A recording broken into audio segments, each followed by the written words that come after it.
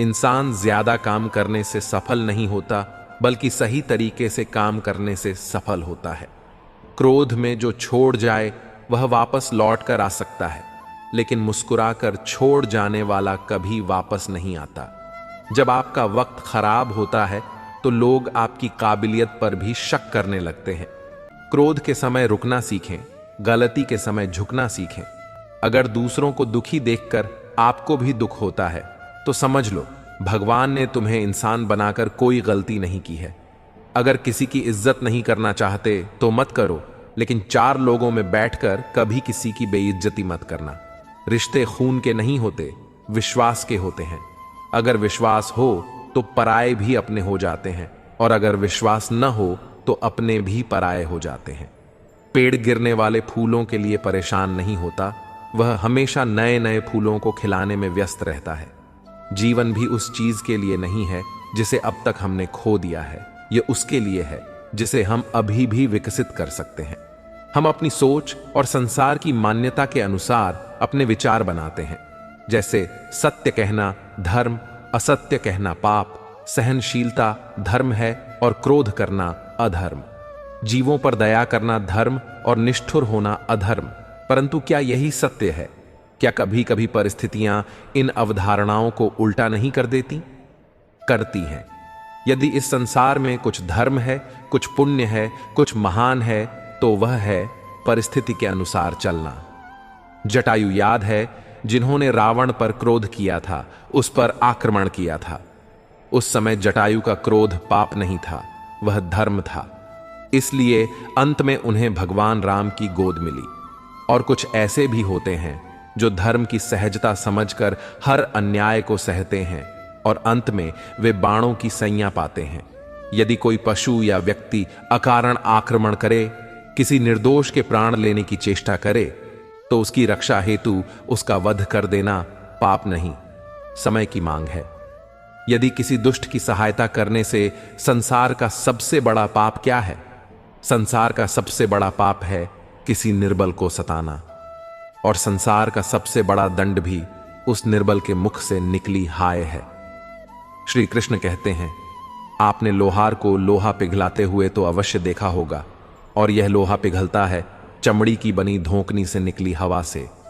जरा आप सोचिए, एक मृत पशु की खाल से बनी धोकनी इतनी कठोर लोहे को भस्म कर सकती है। ठीक उसी प्रकार आप चाहे जितने भी शक्तिशाली क्यों ना हो, यदि आपने किसी निर्दोष, किसी निर्बल को सताया, तो उसके मन से निकली हाय और उसका श्राप आपके जीवन को भस्म कर सकता है। लोग कहते हैं आप जिंदगी में कभी अकेले खुश नहीं रह सकते। ऐसा बिल्कुल नहीं है। सच तो यह है, जिंदगी में अकेलापन ही हमें जिंदगी जीने का सही मतलब सिखाता है। अकेलापन वह एहसास है जब आप सबसे अलग महसूस करते हैं, पर सबसे ज्यादा जरूरी है आप अपने आप को प्यार करें। जीवन में कुछ बनना है तो अपना स्वभाव जल की भांति बनाओ, जो प्यास भी बुझाता है और बाधाओं को लांघ कर अपना रास्ता भी स्वयं बनाता है। पत्थर की भांति न बनो जो दूसरों का भी रास्ता रोक लेता है। जो झुक सकता है वह संसार को झुका सकता है। इंसान की सबसे बड़ी कमजोरी क्या है? अपने आप की तुलना दूसरों से करना। दुनिया में आए हो तो जीने का हुनर रखना। दुश्मनों का डर नहीं, बस अपनों पर नजर रखना। किसी को इतना महत्व नहीं देना चाहिए कि वह हमारे चेहरे से मुस्कान ही छीन ले। श्री कृष्ण कहते हैं कि किसी काम को करने का मन आप में तभी आएगा जब वह काम करेंगे जिसे करने के लिए आपका दिल करे, जिसमें आपका मन लगे और जिसे करने से आपको सुकून मिले। अगर आप वह काम नहीं कर रहे जिसे करने के लिए आप इस धरती पर आए हैं, तो एक दिन निराश होकर अपने काम से हार मान लेंगे। इसलिए आप वह काम करिए जिसे करना आपके जीवन का लक्ष्य है, और जिसे बिना किए आपके जीवन का कोई अर्थ नहीं है। एक समय की बात है, एक छोटे से गांव में सुदामा नाम का एक व्यक्ति रहता था। सुदामा बहुत मेहनती और दृढ़ निश्चय व्यक्ति था, लेकिन उसका जीवन संघर्षों से भरा हुआ था। उसके पास जमीन का एक छोटा सा टुकड़ा था जिस पर वह खेती करके अपनी आजीविका चलाता था, परंतु लगातार प्राकृतिक आपदाओं के कारण उसकी फसलें हमेशा खराब हो जाती थीं। गांव के अन्य लोग अपनी असफलताओं के लिए हमेशा भाग्य को दोष देते थे, लेकिन सुदामा ने कभी हार नहीं मानी। एक दिन गांव में एक संत आए। उन्होंने देखा कि गांव के लोग अपने हालात से निराश हो चुके थे और किस्मत को कोसते रहते थे। सुदामा ने संत से अपने हालात के बारे में बताया और पूछा कि क्या उसकी मेहनत कभी रंग लाएगी।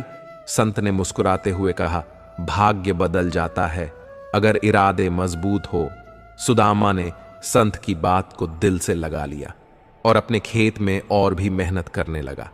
वह सुबह से रात तक बिना रुके काम करता रहा। जब गांव के लोग उसे ताने मारते और कहते कि उसकी मेहनत बेकार जा रही है, तो सुदामा सिर्फ मुस्कुरा देता और अपने काम में जुटा रहता। कुछ महीनों बाद सुदामा की मेहनत रंग लाई। उसकी फसल इस बार न सिर्फ अच्छी हुई, बल्कि पूरे गांव में सबसे बेहतरीन फसल हुई। गांव के लोग हैरान थे कि कैसे सुदामा की किस्मत अचानक बदल गई। वे उसके पास आए और उससे पूछा, तुमने ऐसा क्या किया कि तुम्हारी किस्मत इतनी बदल गई?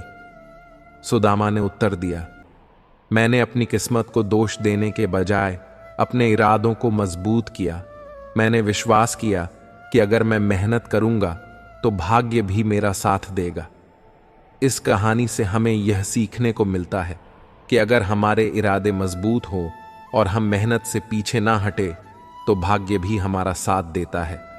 जीवन में चुनौतियां तो आएंगी, पर उन्हें किस्मत पर दोष देने के बजाय अपने इरादों को मजबूत करना ही सही रास्ता है। जिंदगी में कई बार हम ऐसी समस्याओं का सामना करते हैं जो हमें पहाड़ जैसी लगती है, जबकि वास्तव में वे समस्याएं या तो होती नहीं या बहुत छोटी होती हैं, लेकिन हम उन्हें बहुत बड़ा समझकर उलझ जाते हैं। बाद में जब समाधान निकलता है तो हमें एहसास होता है कि हमने छोटी सी समस्या के लिए कितना समय बर्बाद कर दिया। समस्या आने पर विचलित ना हो, शांति से सोचिए और फिर समाधान करने का प्रयास कीजिए।